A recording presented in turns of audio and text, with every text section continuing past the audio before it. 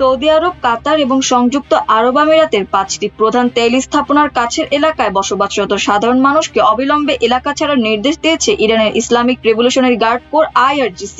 ইরানের রাষ্ট্রীয় সংবাদ মাধ্যম ওইসব দেশের সংশ্লিষ্ট বাসিন্দাদের উদ্দেশ্য করে বলেছে, অবিলম্বে এই এলাকাগুলো ত্যাগ করুন এবং কোনো বিলম্ব না করে নিরাপদ দূরত্বে সরে যান। এদিকে বুধবার ভোরে ইরানের সাউথ পার্স গ্যাস ক্ষেত্রের একটি পেট্রোকেমিক্যাল কমপ্লেক্সে বিমান হামলা চালিয়েছে ইসরায়েল। ইসরায়েলের কয়েকটি সংবাদ মাধ্যম ও ইরানের IRGCর সঙ্গে ঘনিষ্ঠ সংবাদ সংস্থা তাসনিম এ খবর জানিয়েছে। এদিকে গ্যাস ক্ষেত্রটিতে ইসরায়েলের হামলার নিন্দা জানিয়েছে কাতার। কাতারের পররাষ্ট্র মন্ত্রণালয়ের মুখপাত্র মাজেদ আল আনসারি বলেন, ইরানের সাউথ পার্স গ্যাস ক্ষেত্রের সঙ্গে যুক্ত স্থাপনাতে ইসরায়েলের এই হামলা এই অঞ্চলের বর্তমান সামরিক উত্তেজনার মধ্যে একটি বিপজ্জনক ও দায়িত্বজ্ঞানহীন পদক্ষেপ। গ্যাস ক্ষেত্রটি কাতারের নর্থ ফিল্ডের একটি বর্ধিত অংশ বলে জানান তিনি।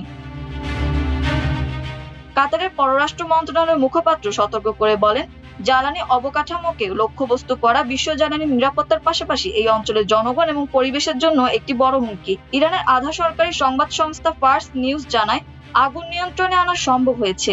এ পর্যন্ত হতাহতের বিষয়ে কিছু জানা যায়নি।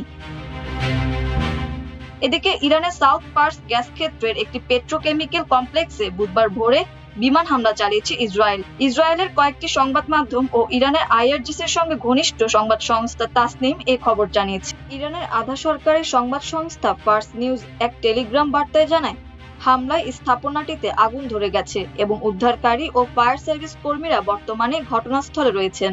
ইরানের সাউথ পার্স বিশ্বের বৃহত্তম প্রাকৃতিক গ্যাস ক্ষেত্র, যেখানে ইরান ও কাতার উভয় দেশের গ্যাস উত্তোলন বিষয়ক স্থাপনা রয়েছে। এদিকে ইসরায়েলের সংবাদ মাধ্যমগুলো স্থানীয় কর্মকর্তাদের উদ্ধৃতি দিয়ে জানায়, ইসরায়েলের যুদ্ধবিমান দক্ষিণ ইরানের বুশেহার প্রদেশে দেশটির গ্যাস অবকাঠামোতে এই হামলা চালিয়েছে। গত বছরের জুনে ইরানের বিরুদ্ধে ইসরায়েল যুক্তরাষ্ট্রের 12 দিনের যুদ্ধের সময়ও সাউথ পার্স গ্যাস ক্ষেত্রে হামলা হয়েছিল। ইসরায়েলের ওই হামলার পর গ্যাস ক্ষেত্রটির উৎপাদন আংশিকভাবে স্থগিত করতে বাধ্য হয়েছিল ইরান।